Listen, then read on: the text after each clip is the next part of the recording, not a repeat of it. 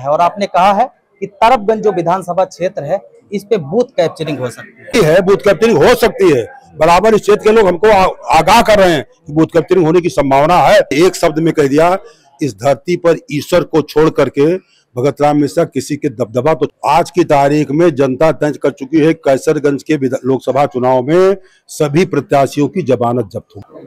नमस्कार, ND news देख रहे हैं आप। मैं हूं संजय सिंह चौहान। कैसरगंज के चुनावी कवरेज के तमाम हिस्सों की तस्वीरें, जनता जनार्दन का ओपिनियन आपने देखा है। यहाँ पे सभा हो रही थी, बातचीत करेंगे। अभी एक मंच से आपने बड़ा संगीन आरोप लगाया है और आपने कहा है कि तरफगंज जो विधानसभा क्षेत्र है इस पे बूथ कैप्चरिंग हो सकती है।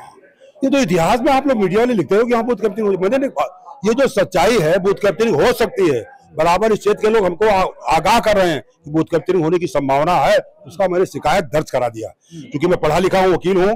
कोई भी शिकायत हमारी जनता जो कहे उस पर कार्रवाई करना मेरा काम है। मैं प्रतिनिधित्व करने जा रहा हूँ, तो जो बात हमारी जनता कहे उसको मैं कहूँ ना, कार्य क्षेत्र में पढ़ेंगे कि संभव नहीं। मिश्रा जी, एक सबसे बड़ा सवाल ये है कि कैसरगंज की जो जनता है उसको एक ऐसे नेता की तलाश है जो बेबाक मंच से, चाहे सामने पार्टी का नेता हो, विधायक हो, सांसद हो, उसको जवाब दे सके, लेकिन बचा जा रहा है आपके पार्टी की वजह से। मैं पढ़ा लिखा हूँ, वकील हूँ, मेरी मर्यादाएं हैं। मैं राम की कल्चर पर चलने आया हूँ। राम के कल्चर पर चलने वाला कोई भी व्यक्ति असंवैधानिक बात नहीं करेगा, ये न जानते हो तो आप जान लीजिए। बाकी मैंने एक शब्द में कह दिया, इस धरती पर ईश्वर को छोड़ करके भगत राम मिश्रा किसी के दबदबा तो छोड़िए।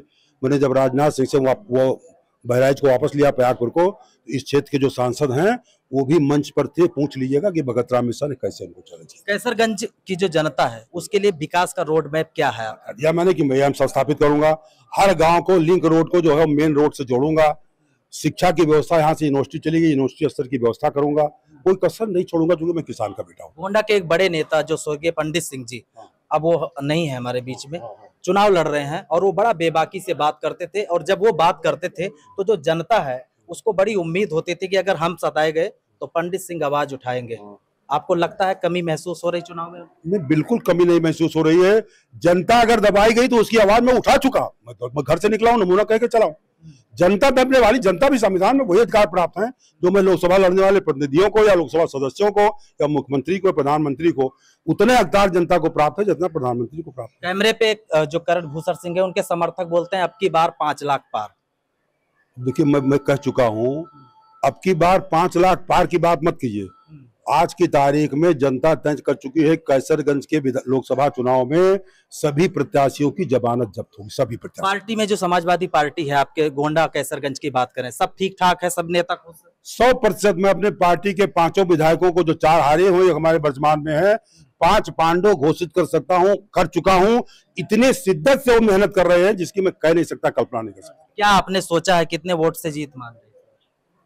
अब जब कम से कम हमारी जीत 5 लाख से ऊपर की होगी।